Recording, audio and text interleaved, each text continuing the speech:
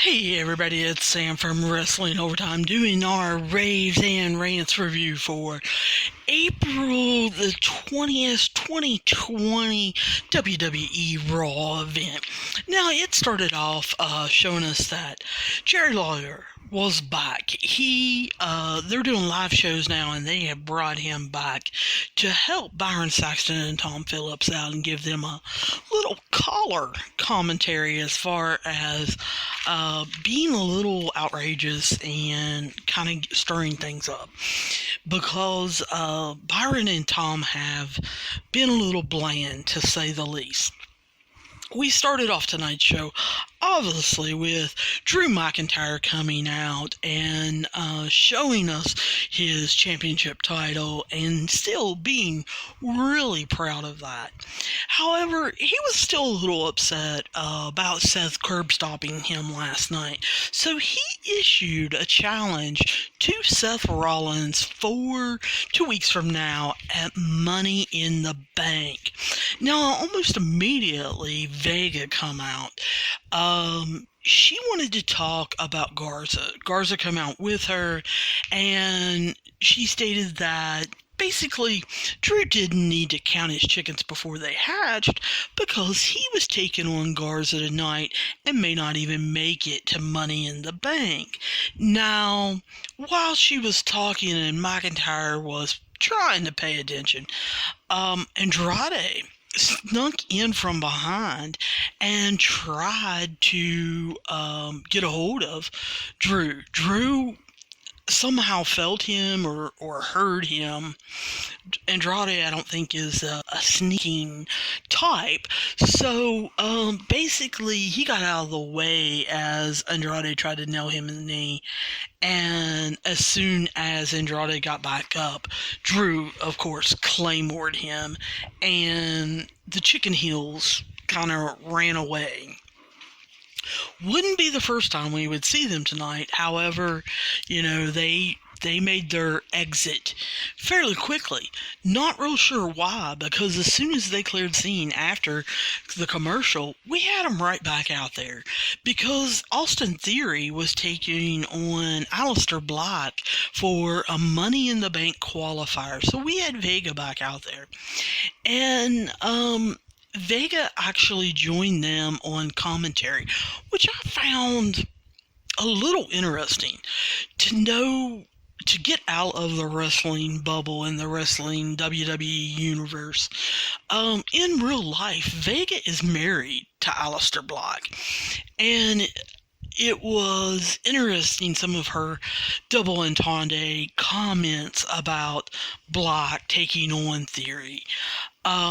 Aleister Black, obviously, you can tell, is a very technical wrestler and did a lot of technical wrestling with Austin Theory. Theory kept up for being the new kid on the block on Raw. I mean, he kept up pretty well. He sells with his facials. He doesn't go overboard with them, and I think that's one of the main things that I'm really impressed with.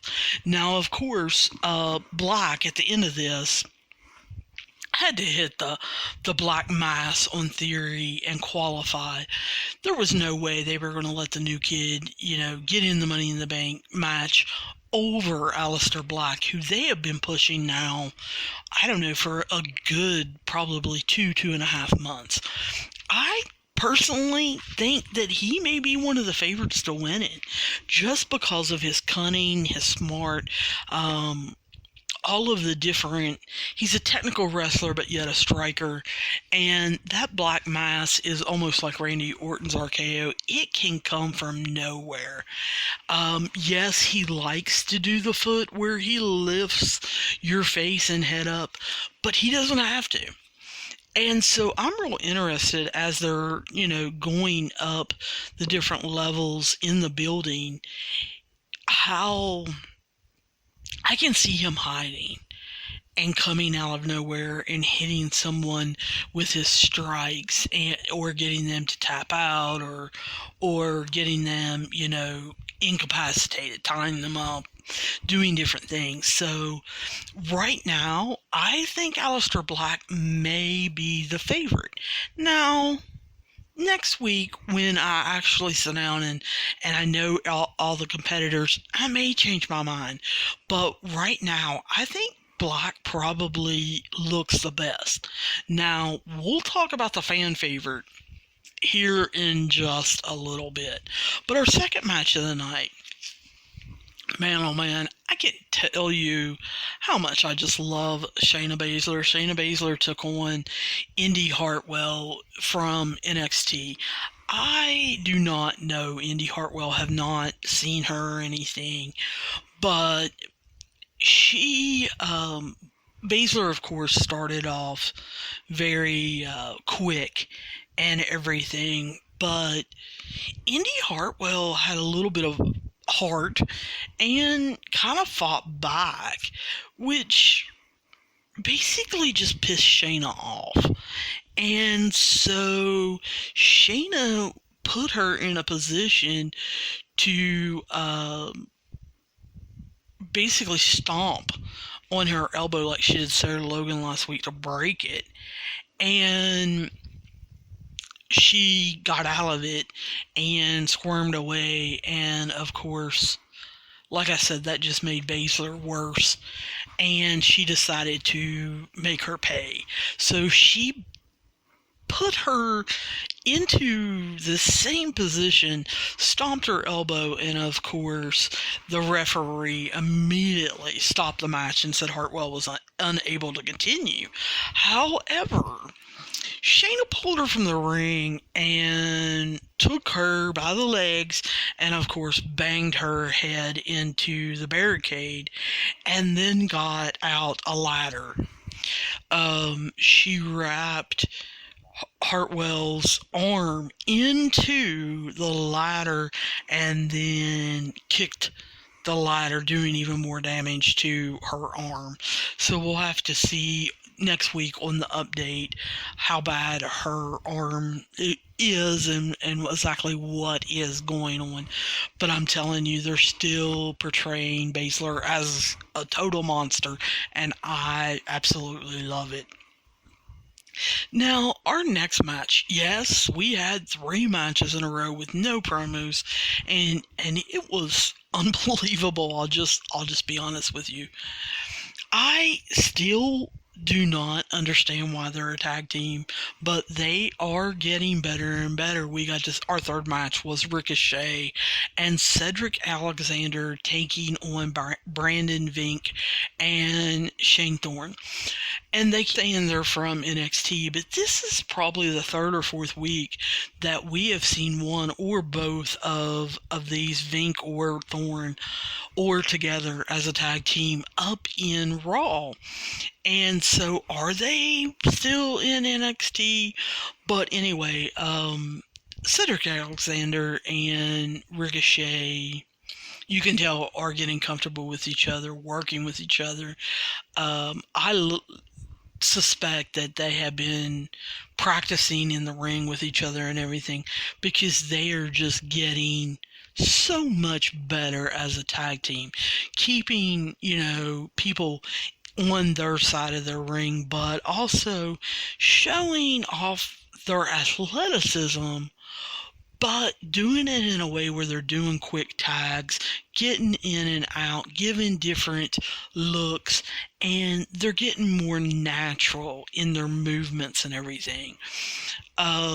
They had kind of a finisher, but yet it was 2 singles moves, so they're gonna have to get some kind of high-flying double team, tag team finisher move. And as I'm sitting here kind of racking my brain, I don't really know what that should be yet.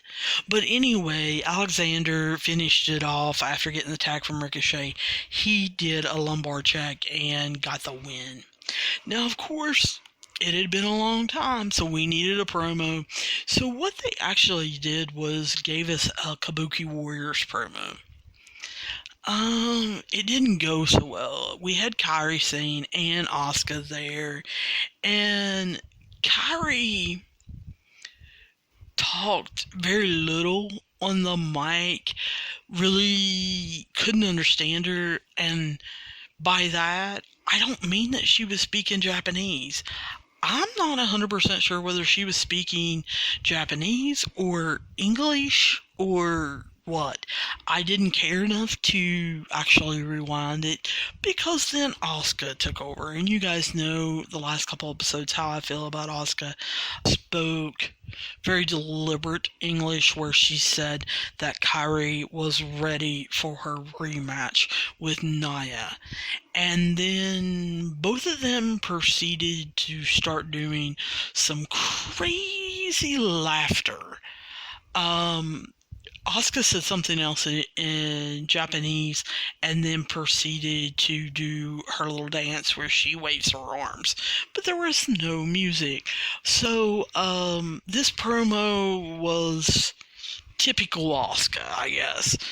Then, for the first time tonight, but not the last time, we see Bobby Lashley, who is soon joined in the picture by Lana, and he tells Lana that he needs to get warmed up.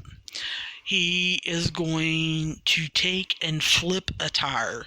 Now, if you've seen any of the football players doing this, getting ready for the NFL Combine, or working out in college or anything, it is a typical, almost like a dump truck tire that he's planning on flipping, and we kind of see them go off to get warmed up. Then we get Kairi Sane versus Nia Jax. And I don't know why we had this match. I was sitting there watching it the whole entire time thinking, why are we doing this again?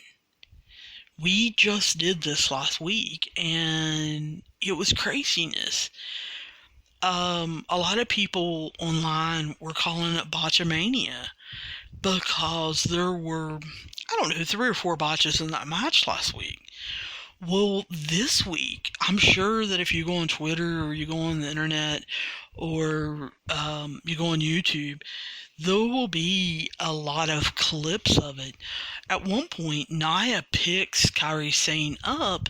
Looks like she is supposed to throw her into the ring area, the corner ring area, post area, and maybe do a splash afterwards, or that she was supposed to throw her down where maybe her head hit the top rope.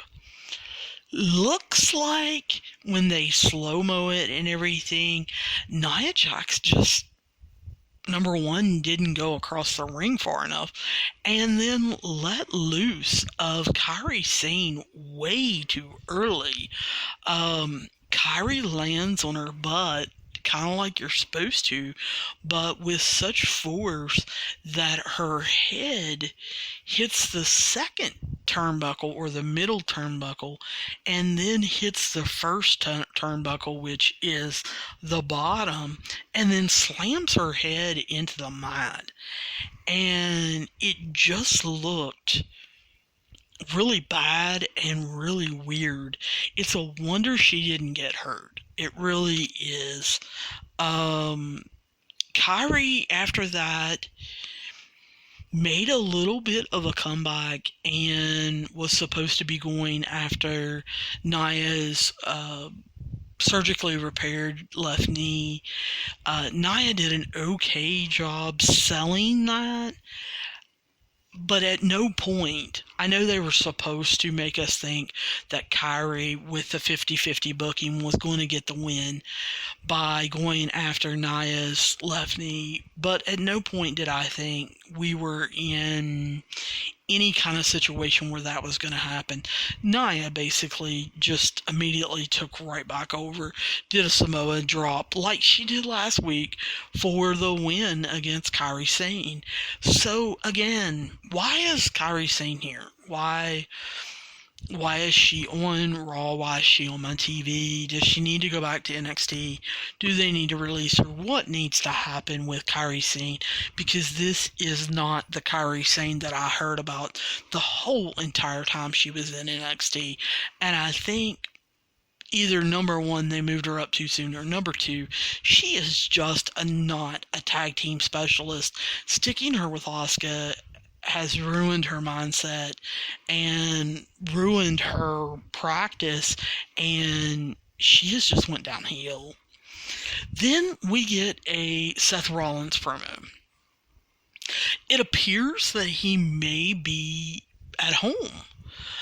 He is sitting in a chair, of course, with his black leather jacket, not the one with the fur around the collar, but a black leather jacket on, looking into the camera. There is like a bookshelf to his left behind his shoulders, and he draws some comparisons to himself and Drew McIntyre. About how they both beat Brock at WrestleMania, how they both have won championships, and passion and desire to go after what they want. But then he says that's where everything ends, and that he does accept Drew McIntyre's challenge to take him on Money in the Bank and take his championship back, because he has been doing some thinking, and he truly believes that he has been resurrected and that WWE needs a leader, and McIntyre is not what they need, that Seth Rollins is, and that he is here to take WWE on a new course and to new heights. So it wasn't an outstanding Seth Rollins promo. It was almost like a middle promo, a middle of the chapter promo to kind of get them where they need to be going for next week's show. Then, I'm just going to be real honest with you. If any of you guys can explain this next promo, please write me at wrestlingovertime@gmail.com or hit me up on Twitter or Facebook on Wrestling Overtime, because I need to understand this. They did a Viking Raiders promo. Looked like they were in a minivan. Now, they may have been in an SUV. They had their Viking hats on, were wearing their seatbelts, and were driving around singing. It was absolutely awful. The whole entire time I kept thinking, what is this? And there had been rumors that Sarah Logan was possibly coming back and that she might be joining her husband, who is a member of the Viking Raiders. And as they were singing, I kept waiting for her maybe to pop up in the back seat or the middle seat and say something. She never did. It was just weird, because obviously a car has nothing to do with being a Viking, and the song they were singing wasn't a mean, evil, scary, I'm going to scare my opponent song. It was a kind of jovial song, and it didn't make any sense. So I don't understand who thought that that was good, who put that on the show, who agreed to that. Please tell me that Vince McMahon did not see that, think that was wonderful, and that it needed to go on the show. I'm hoping somebody slipped that by him, and he is lighting them up right now, tonight, and possibly even firing, because it was bad. But like I said, if you can figure out why they were doing that, please write me at wrestlingovertime@gmail.com, because it was so weird that I had no idea what was going on. Then we got our next Money in the Bank qualifying match. Little confused about this one. Not about the Apollo Crews part. They have been trying, I don't know, in the last month, I would say, to kind of build up Apollo Crews and see if he can't catch fire, if people won't get behind him. However, he was taking on MVP in a Money in a Bank qualifier. It was my understanding, and if I'm wrong, please write me and correct me, tweet me and correct me. I thought that when MVP came back, he felt like WWE did not offer him enough money to really become a wrestler. And it was my understanding through some interviews that he did with different websites and podcasts that he had accepted their lower terms, but wasn't going to wrestle as much. He was going to be more of a personality. And that's what we saw his first couple weeks back, as far as him coming out and talking to Edge, and then he did do some physical things with Edge, but it wasn't in a match. But here, like I said, he is in a Money in the Bank qualifying match, and I'm not real sure what exactly he did to qualify to get into the qualifying match. But luckily, Apollo Crews guided him through this. And I know y'all are going to say, MVP doesn't need to be guided through anything. Well, you know what? You may be right. I think he's got a little bit of ring rust on him, and Apollo Crews did kind of guide him through this, take care of him. He ended up hitting a standing moonsault and then landing a standing shooting star to beat MVP. I thought Apollo Crews looked great. Do I think he's going to win Money in the Bank? No. I don't think he has the enough pop and enough heat around him to even be considered. However, I think that he should be thankful that his name is even getting thrown into the mix and that he is going to be on the pay-per-view. Next up, we get a Ruby Riott promo. I didn't really miss Ruby Riott. I liked the Riott Squad to a point. Obviously, I felt like she was the main focal member of the Riott Squad. I didn't really notice or care for Sarah Logan. Liv Morgan was okay, but she just seemed like a newbie. Like Ruby Riott and Sarah Logan were kind of having to carry her, and she was learning as she goes. But then Ruby Riott got hurt, found out that she needed double shoulder surgery, and was gone for almost a year. So I'm going to be real honest with you. I kind of forgot about her. Just always felt like she was a Paige wannabe without Paige's training and without Paige's athletic talent. And I thought that she kind of was a rebel and definitely didn't have a cause. So I just kind of forgot about her. So when she showed up and surprised Liv Morgan and beat her down, basically, and said, you know, that she was the leader of the Riott Squad and that she wanted Liv Morgan to follow what she said and everything, I was a little intrigued about where that was going to go. Were they going to get into a brainwashing scene? Was Liv Morgan going to apologize, get Ruby Riott on her side? They were both going to go after Lana since Lana had broken Liv Morgan's heart. I would have been interested in those storylines. This one, where she seems to be trying to go after Liv Morgan and Sarah Logan. I don't really get. I don't get what you expected them to do with you being out with double knee surgery. They had to make a living, so they had to continue wrestling whether you were with them. So she makes the comment in her promo that the reason why she had to have double shoulder surgery was because she was all the time carrying Liv Morgan and Sarah Logan. Hey, great line. Think that's wonderful.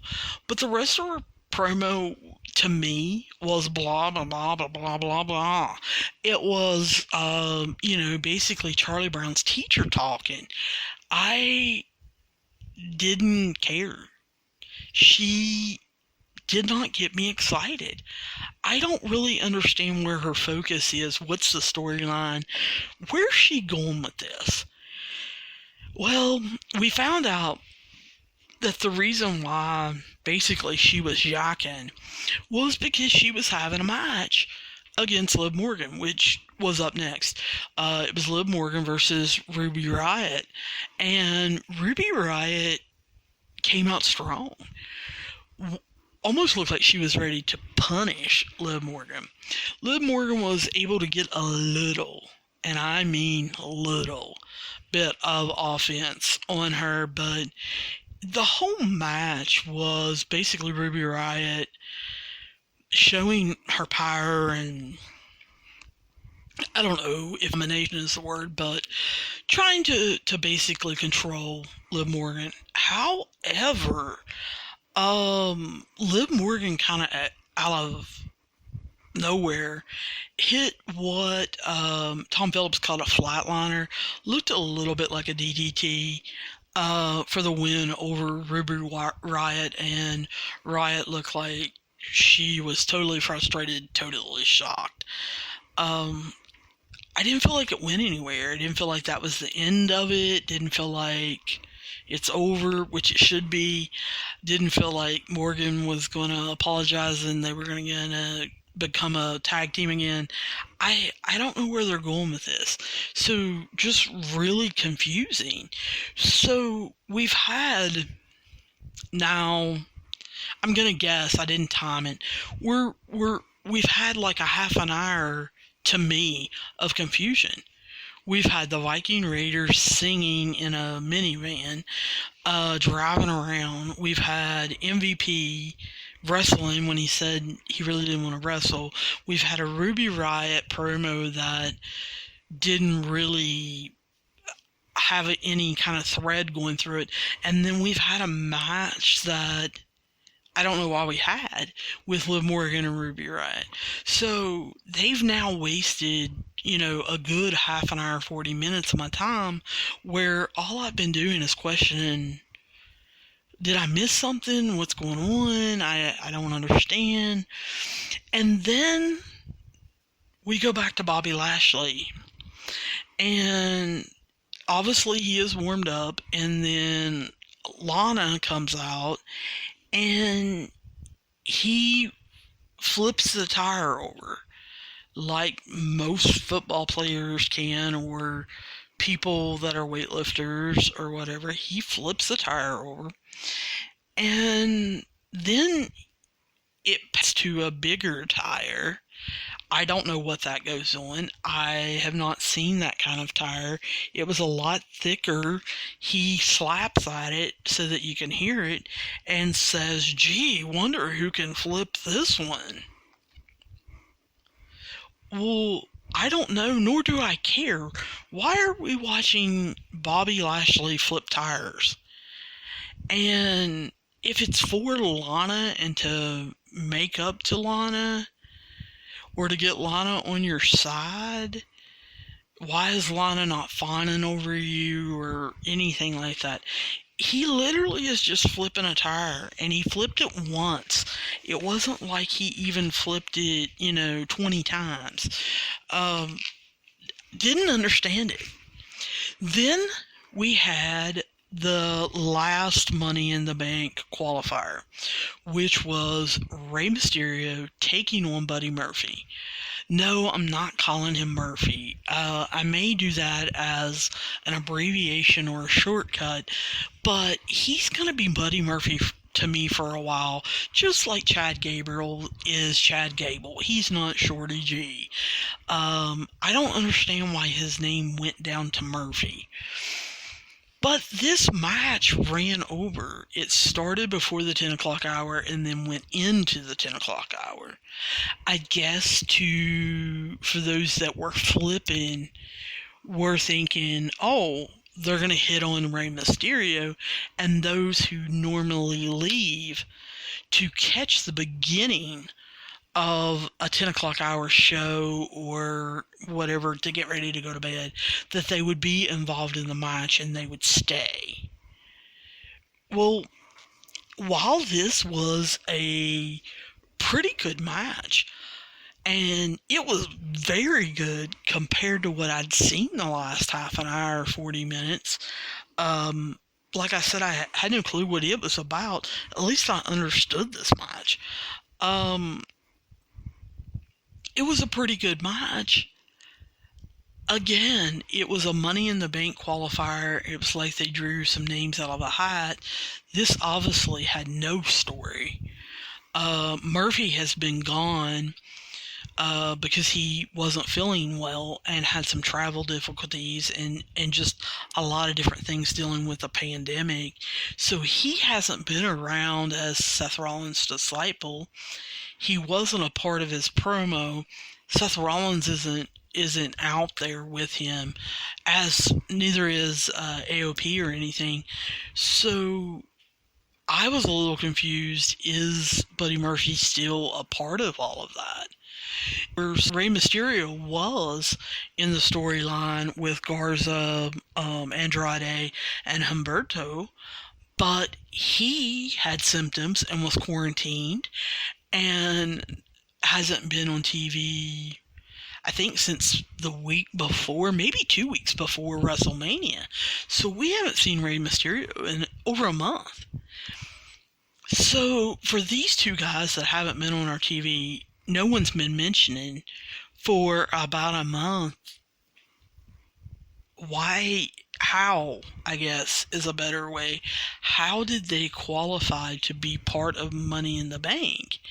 I don't understand that. And I guess it's a good thing that since both of them had symptoms and they both had to quarantine, that they took on each other. But it was, like I said, it was a good match. Had they had some kind of storyline, I think it would have been even better. But it ended up with Rey Mysterio using the Canadian Destroyer. Then he hit an awesome, powerful 619, and then he frog splashed Buddy Murphy for the win. And so we are going to see Rey Mysterio in the Money in the Bank ladder match, which I can't help but think he's going to be a fan favorite, because as far as I know, he still has not signed his contract. He is still thinking of leaving, and so for them to put him in the Money in the Bank match, I'm wondering if WWE is making like a last chance effort to possibly get him to sign a contract. He has to be one of the fan favorites, to him and Daniel Bryan, in order to get to the top and take one and get the Money in the Bank contract. Then we had Charlie interview Vega, and Garza was with her. Now my first thought is, where's Austin Theory? Where is Andrade? But Vega basically says everything is going according to plan. Well, Charlie kind of questions that, as far as how is everything going according to plan. Theory lost his Money in the Bank qualifier. Andrade got Claymored by Drew McIntyre. exactly how is everything going according to plan? Vega gets pissed off and immediately shoots back with, how do you know what my plan is? How do you know what's going on, what I have going on? And she makes the comment, Drew is not going to make it to Money in the Bank to defend his championship against Seth Rollins. Now, of course, as Vega storms off, Garza sticks around to flirt a little bit with Charlie, who seems okay with that. Not sure where we're going with that storyline either, but that's cool. We see Charlotte Flair, our NXT champion, come out and take on Caden Carter. Why?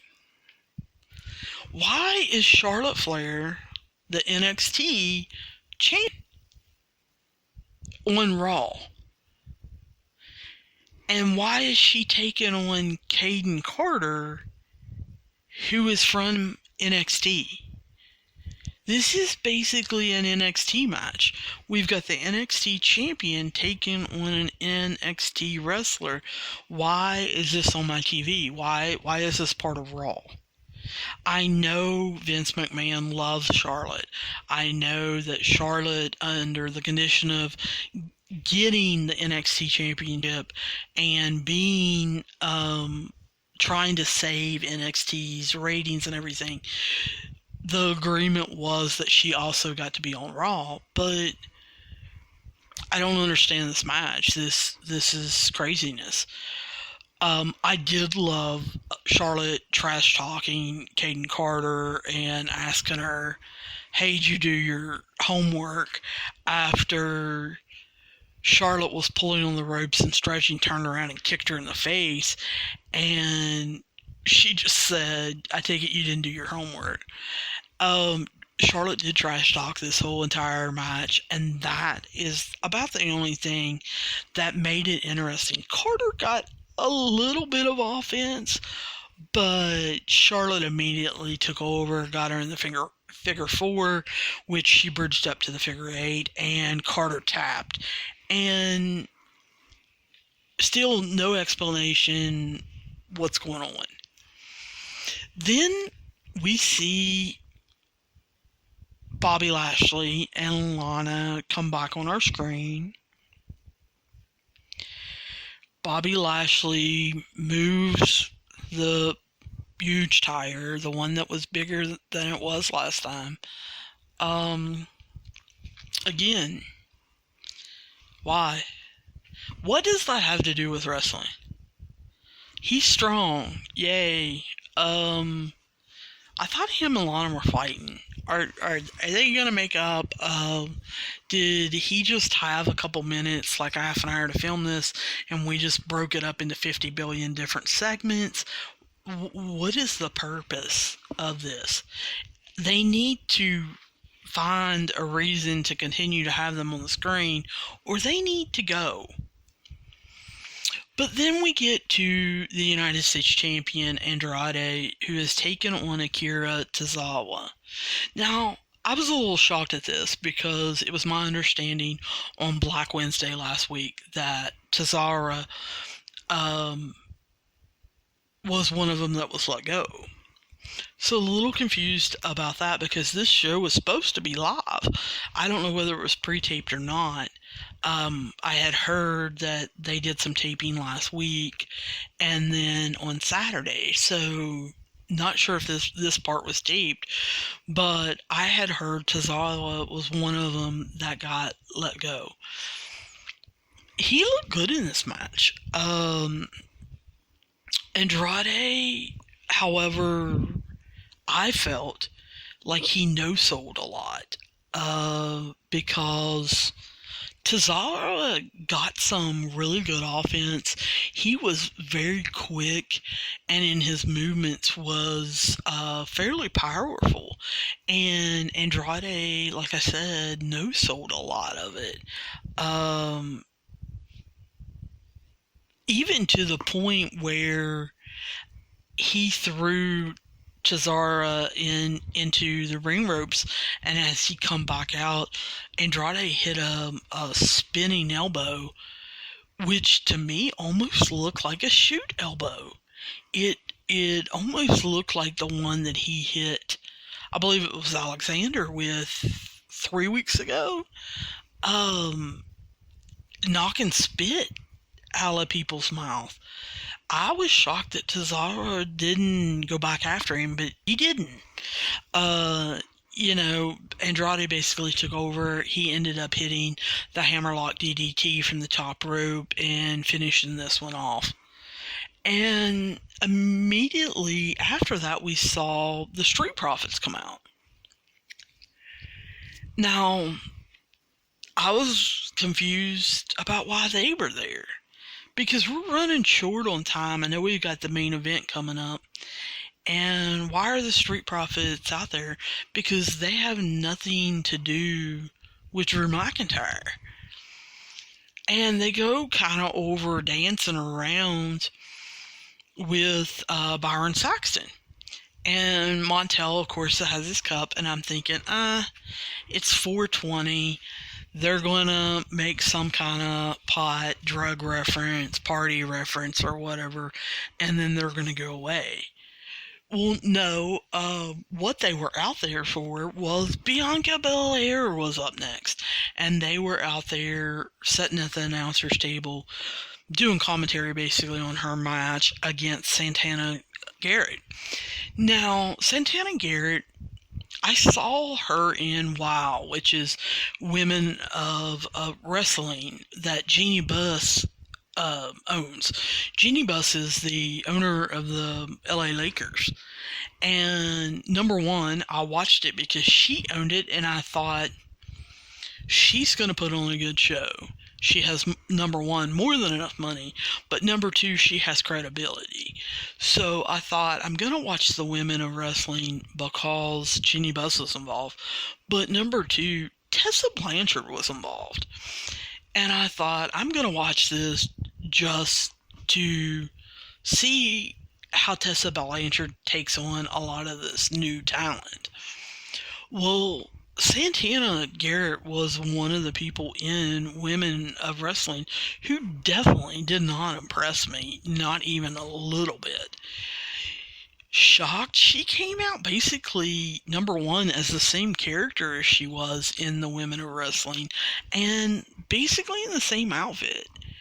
And it's awful. It's absolutely awful. So I thought, you're going to be the jobber for Bianca Belair, and that's exactly what she was. This was a quick and easy match for Bianca Belair. This was basically for her just to show all of her moves, all of her tricks, her dancing, her flipping her hair. She had EST in her hair and, did the whole holding of her up in a suplex while people counted or said EST. So, it was basically just for her to show off a lot of her moves. Santana Garrett is definitely not ready for Raw, never should have been on this show, and Belair quickly hit the kiss of death for the win, and then the Street Profits ran down to the ring to kind of put her on their shoulders and celebrate. After they came back, of course, we got our main event. Angel Garza versus Drew McIntyre. Drew McIntyre, in the beginning, really took over this match. He showed his power, Garza. However, almost immediately right after that, Garza wanted to show his quickness and his agility. And I thought McIntyre did a really good job of selling that. Now, of course, Austin Theory and Andrade interfered, and McIntyre sold that. He ended up being out of the ring and taking care of both of them, throwing them over the barricades, and it just became him versus Garza. And that's when we got to see McIntyre be McIntyre. He had a very nice moveset. It was very smooth. he has come into his own as far as his confidence, I would say, in the last 6 months. And it shows. He just moves better. He acts like he knows what he wants to portray, how he wants to portray that.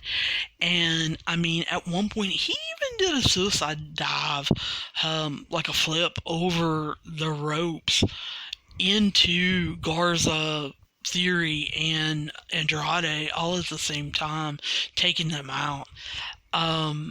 He just seems real comfortable doing what he's doing. Now, of course, McIntyre, Claymore, Garza for the win, and, basically celebrated at the end. They are making him into a babyface, basically, right before our very eyes, which, in a way, I'm a little disappointed. I know the fans love Drew McIntyre, but I was kind of hoping that he would continue his heel streak. But I also understand if he's going to be taking on the Messiah, Seth Rollins, during Money in the Bank, he is going to be the babyface when it comes down to that. So that's where, they're going with that. So, makes sense.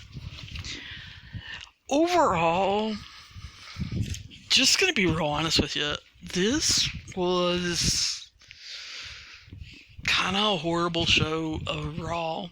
I mean,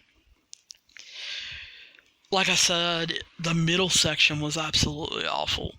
The Money in the Bank qualifiers were pretty well known before they even showed them. I mean, you knew who was going to win. Still don't understand why Charlotte Flair was even in the show. Seth Rollins wasn't there, did a promo. Where's Kevin Owens? I mean, it's just, they dropped a lot of storylines or didn't bring them back. Just a really weird put together show that didn't have a thread going through it other than, I guess, Bobby Lashley lifting a tire. Just really below average show. And I think the ratings tomorrow will show it. I think a lot of people probably, after the Baszler match, probably turned the channel. Now, what they turned it to, I don't know. They might have turned on Netflix, or maybe they went to bed. I don't know. But I really don't think this will have high ratings whatsoever. And it didn't really help, I don't think, with Money in the Bank. But that's my opinion. If you guys disagree, I would love it for you guys to write me at Wrestling Overtime. Like I've told you guys, if you have any questions, comments, problems, or protests, please hit me at wrestlingovertime@gmail.com, or hit me up on Twitter or Facebook on Wrestling Overtime. I will be more than happy to talk to you guys and bringing it up on the next podcast. I definitely would love to talk to a lot of you. I love arguing and going back and forth on wrestling and learning more about wrestling. As always, guys, please subscribe in whatever podcaster you're listening to this on, whether it's Apple Podcasts, it's Spotify, Google Podcasts, Stitcher, Pocket Cast, Castbox, whatever you guys are listening to. Go ahead and subscribe. That way you get all of the latest episodes as soon as I do them, and you don't ever worry about downloading them. And of course, it's always free. Again, I'm going to suggest to you guys to go to podchaser.com, not only to rate and review this show, but rate and review any podcast or podcast episodes that you are listening to at this time, because they are donating for every review so much money to the Meals on Wheels program for the coronavirus pandemic. So it is helping people by you guys reviewing any podcast or podcast episodes that you're listening to. I want to make sure that I thank you guys for listening, and I hopefully you guys are enjoying this. And I will be talking to you guys real soon.